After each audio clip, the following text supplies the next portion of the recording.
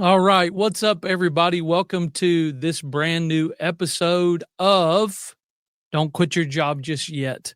And in today's episode, we're going to be talking about the art of selling without feeling slimy or sleazy.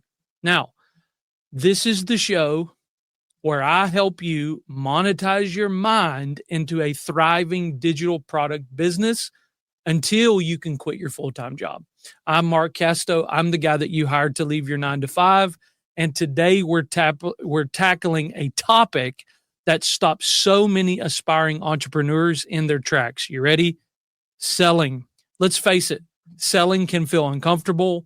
No one wants to come across as pushy or manipulative or sleazy. But here's the truth. Selling isn't about convincing. It's about serving. Now, before we dive into today's episode, I want to give a huge shout out to our first ever sponsor of this show, Faith Made. Faith Made isn't just a website builder. It's a game changer for church leaders who are passionate about ministry, but tired of battling broken websites and tech headaches. We know small church pastors wear too many hats, and the last thing that they need is to be stuck fixing their website instead of focusing on what matters most, serving their communities.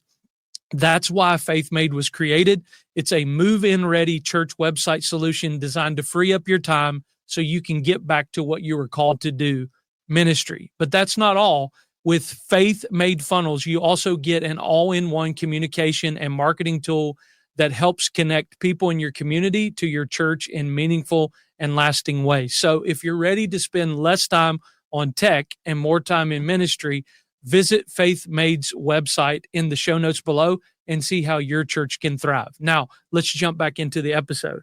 Today, I'm going to teach you the art of selling in a way that feels natural, it feels authentic, and even enjoyable.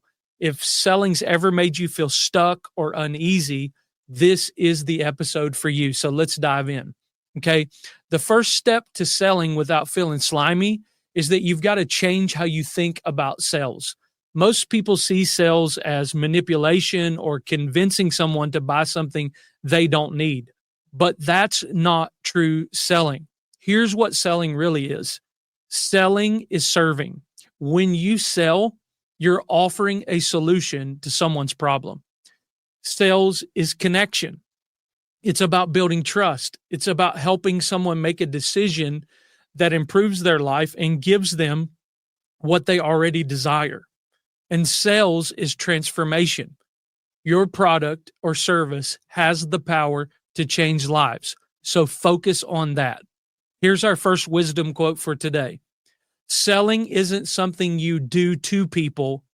It's something you do for people. And when you shift your mindset, selling becomes an act of generosity, not pressure. Okay? Now, let's talk about understanding the problem that you serve. To sell effectively, you need to deeply understand the problem that your product solves. So ask yourself, what pain points does your audience have? Second question, how does your product or service make their life easier, better, or more enjoyable? So for example, if you're selling a digital course on meal prep, the problem you're solving isn't just about food, it's about saving time, reducing stress, and helping people feel confident in the kitchen. So when you focus on the transformation that your product delivers, it's easier to communicate its value without feeling pushy. Now, here's the third thing we're going to talk about. Use storytelling to sell naturally. Stories are one of the most powerful tools in sales. Why? Because people connect with stories, not features or facts.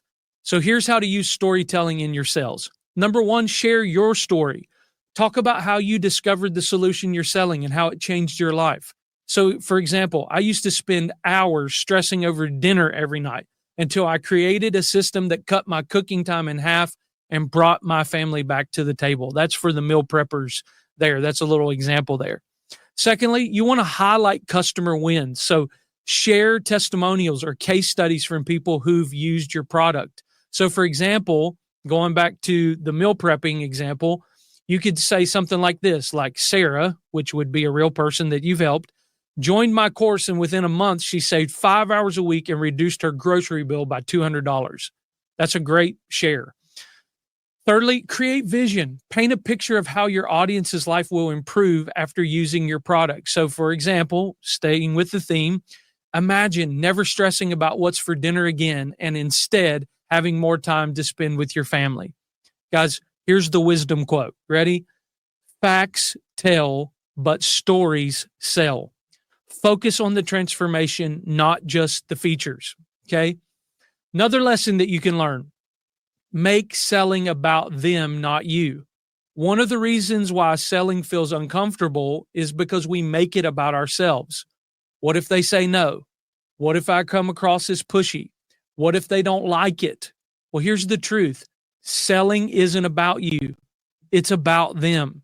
So ask questions to understand their needs. Listen more than you talk. Position your product as the solution to their problem. Here's another wisdom quote for you. The best salespeople don't sell, they listen. When you focus on serving your audience, selling becomes a conversation, not a pitch. Now, that'll help somebody. And then always, guys, when you're doing this, always include a call to action.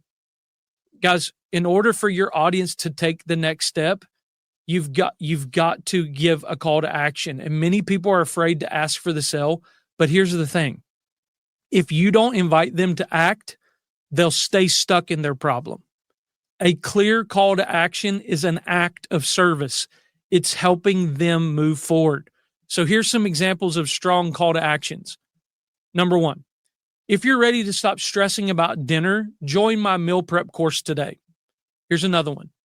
Click the link in my bio to learn more and sign up. Or let's take the next step together and grab your spot before this offer ends. Here's another wisdom quote. Confidence in your call to action creates confidence in your clients. Be bold and clear about the next step. So here's my call to action for you. Here's my challenge for you this week. Reframe your mindset about selling. Remember, it's about serving.